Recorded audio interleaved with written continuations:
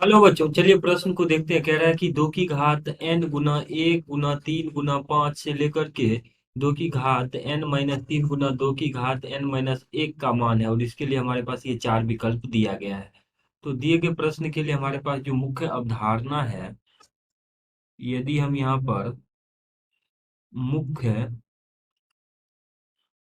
अवधारणा इस प्रश्न के लिए देखें तो मुख्य अवधारणा ये है कि यदि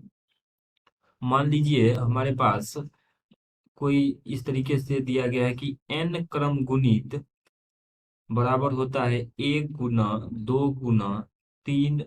से लेकर के गुना n तक। ये हमारे पास n क्रम गुणित का मान होता है। या इसको हम इस प्रकार से लिखें तो n क्रम गुणित बराबर ऐसे भी लिख सकते हैं हम n गुना n माइनस एक गुना n माइनस दो गुना से लेकर के ये एक तक, यानी n माइनस एक करेंगे तो ये अंतिम पद एक तक लिख सकते हैं। अब देखिए, हमें जिसका मान ज्ञात करना ये है दो की घात n गुना एक गुना तीन गुना पाँच से लेकर के, और यहाँ पर ये लिखा गया है दो की घात n माइनस तीन गुना दो की घात n माइनस एक। अब हम यहाँ पर यदि इसको इस प्रकार से लिख लें तो ये आ जाएगा दो की घात n। अब हम यहाँ पे गुना कर देते हैं अंश वाले भाग में, एक गुना दो गुना तीन गुना चार गुना पाँच से लेकर के जब यहाँ पर हम गुना करेंगे दो से तो ये आ जाएगा हमारे पास इस प्रकार से। ये जब हर एक पद में दो से गुना कर रहे हैं, मतलब यहाँ पे दो से गुना नहीं, हम यहाँ पे इसको जैसे दूसरे पद को दो से गुना किया तो ये हर जगह पे हम दो की घात एक एक एक घात बढ़ा के गुना कर रहे हैं, तो ये आ जाएगा दो की घात दो n माइनस एक, और अंतिम पद यहाँ पे आ जाएगा दो की घात n तक।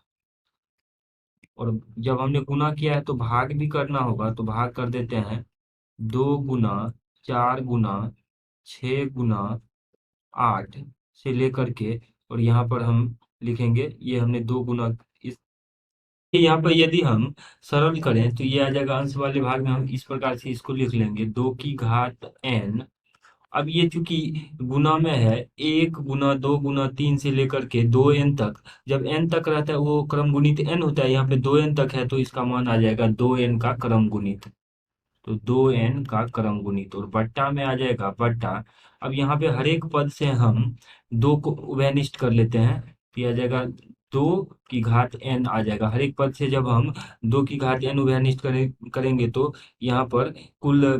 n पद है तो ये दो की घात n आ जाएगा, और हर वाले भाग में आ जाएगा एक गुना दो गुना तीन से लेकर के ये n तक। तो इसका मान आ जाएगा, यहाँ से इसको अगर हम सरल करेंगे तो दो की घात n से दो की घात n कट जाएगा, तो इसका मान आ जाएगा दो की घात n का क्रम गुणित बट्टा।